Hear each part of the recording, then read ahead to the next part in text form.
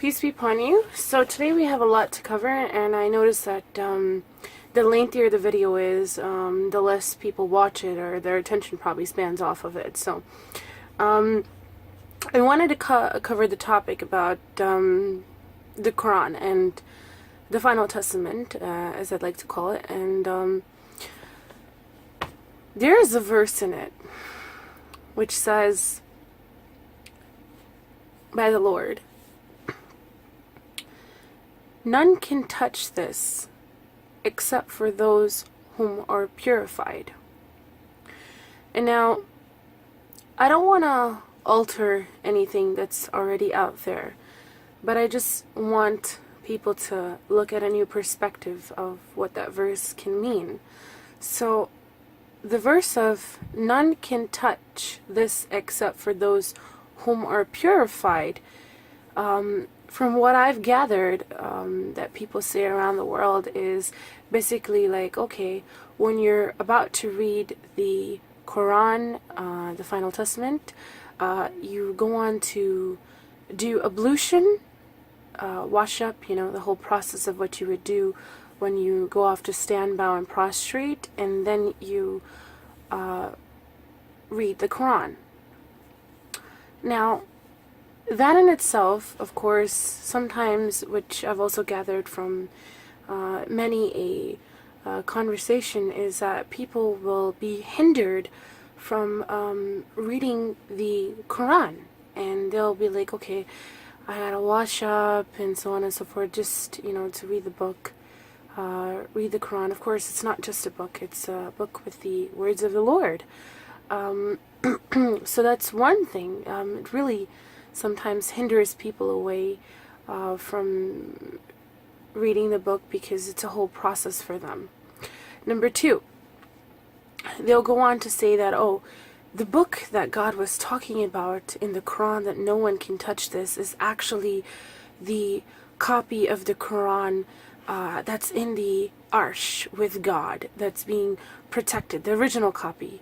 So no one can touch this except for the Lord, or upon those whom the Lord would alloweth to hold, that is in preservation.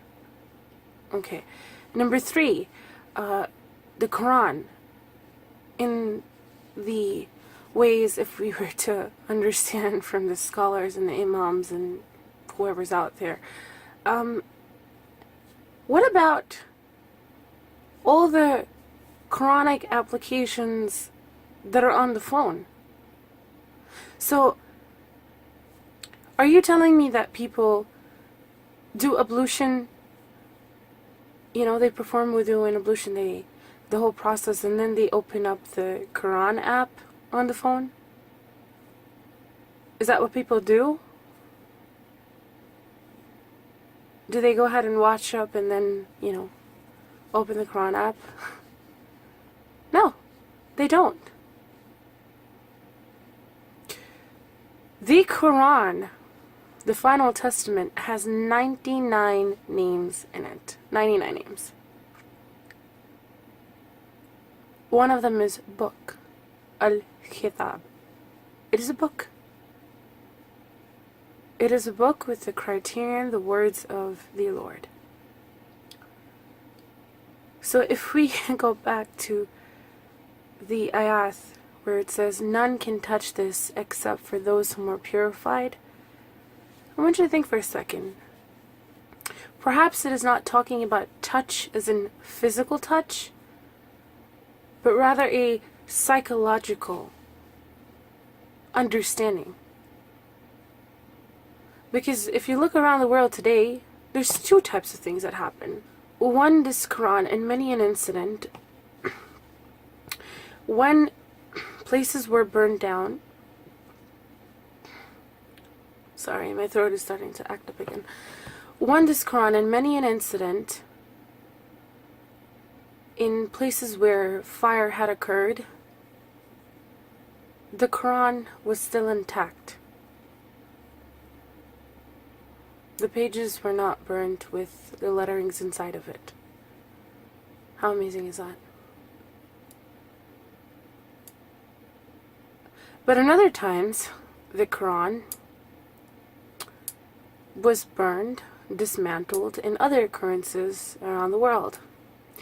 Sometimes they have a Quran burning day, and they burn Qurans, and it does take place. So now I want you to understand what that verse perhaps could mean.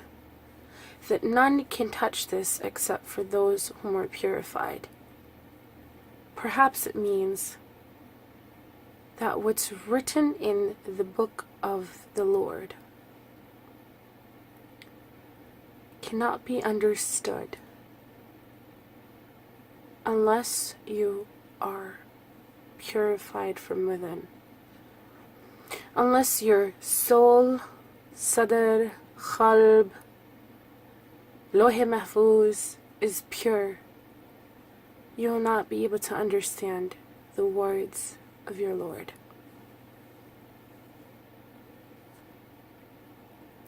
So none can touch this book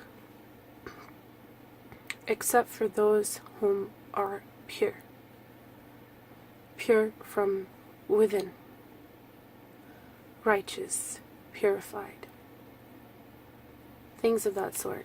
Those whom have no evil intent. Those whom perhaps are just searching for the truth. So, I want you to look a new perspective at what this verse could actually mean. That none can touch this except for those whom are purified. And perhaps that is a fatwa. Perhaps that is a fatwa, or perhaps that is something terrible to do. One should always be in the state of piety. And I myself have to work on this too. You're not the only one. Always in the state of wudu. As much as you can to stay in the state of piety. After all, we are made out of dirt, dust, clay, God knows, whatever our flesh is made out of, right? So, one should always stay purified. We get very dusty, we get very dirty.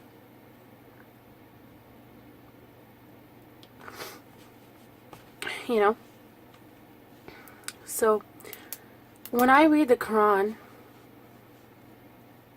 not to embed my views upon others, and never shall I, and neither am I allowed to do that as well.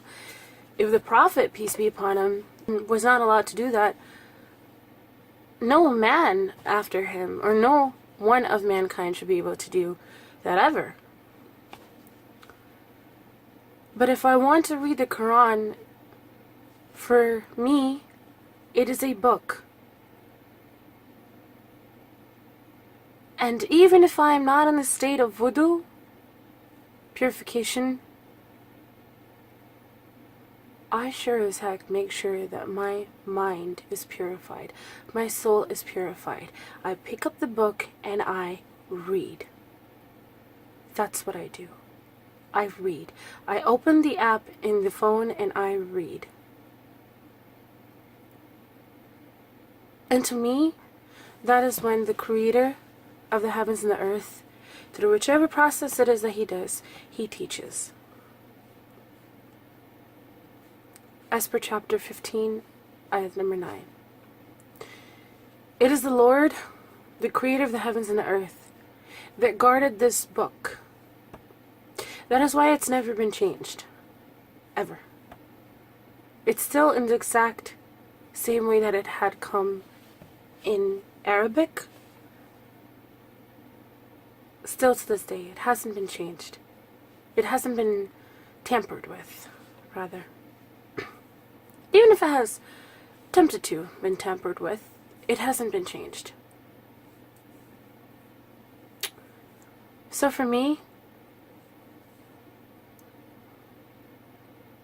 that is important. That is how you read the book. You just read.